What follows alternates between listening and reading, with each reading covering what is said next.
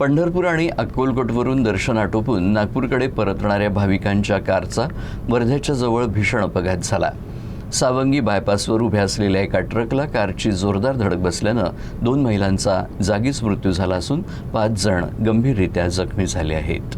वर्धा जिल्ह्यातील सावंगी बायपास परिसरात हा भीषण अपघात घडला।